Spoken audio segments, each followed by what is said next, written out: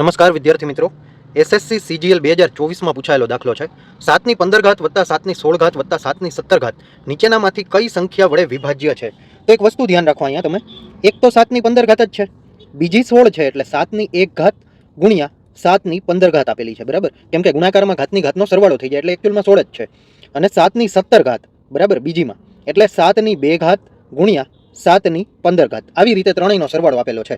હવે 7 ની 15 ઘાત વત્તા 7 ની 16 ઘાત વત્તા 7 ની 17 ઘાત, બરાબર. આમાંથી આપણે 7 ની 15 ઘાતને કોમન કાઢી લેશું એટલે 7 ની 15 ઘાત આ નીકળી ગઈ, કાંઈ નો વધ્યું તો શું વધ્યું? 1. હવે 7 ની 16 ઘાત છે, એમાંથી 7 ની આ 15 ઘાત નીકળી ગઈ તો 7 ની 1 ઘાત એટલે કે 7 વધશે, બરાબર. હવે 7 ની 17 ઘાત છે, એમાંથી આ 7 ની 15 ઘાત કોમન નીકળી ગઈ તો 7 નો વર્ગ એટલે કે 49 વધશે, બરાબર. હવે આગળ આપણે જોઈ લઈએ 7 ની 15 ઘાત એમને એમ રહેવા દઈ, 49 ને 1 50 અને 50 ને 7 57, બરાબર. એટલે આ આવી ગયું 57. હવે આ આપણો જવાબ છે, એનો સરવાળો છે, બરાબર. તો એ કોના વડે વિભાજ્ય થાય? તો ઉપર ઓપ્શન જોઈ લઈએ આપણે, ક્યાં ક્યાં આપેલા છે? 2, 3, 4 અને 5, બરાબર. તો 2 વડે તો આ 57 વિભાજ્ય નથી એટલે આને ચોકડી મારી દેશું, અને 2 વડે નથી તો 4 વડે પણ વિભાજ્ય નથી જ, બરાબર.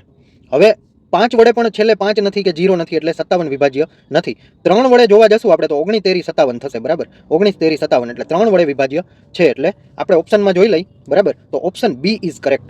જો આ દાખલો શીખવાની મજા આવી હોય તો આ ચેનલને સબસ્ક્રાઇબ કરી દેજો. ધન્યવાદ.